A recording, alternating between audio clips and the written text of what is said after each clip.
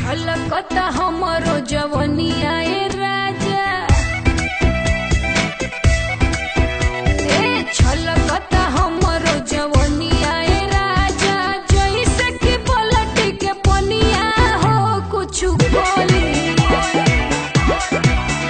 रानी हम हो भर लोट पानी हो अवधानी,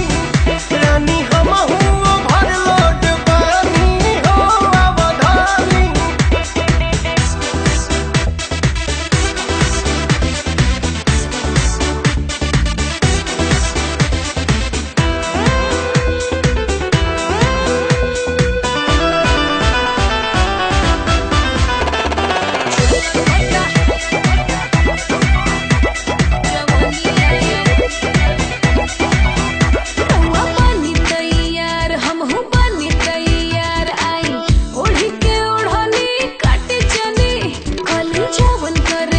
सब रहु रे बधन राजा, कहीं से हम जो गइल बनी रानी फेरा में जब से तोहरे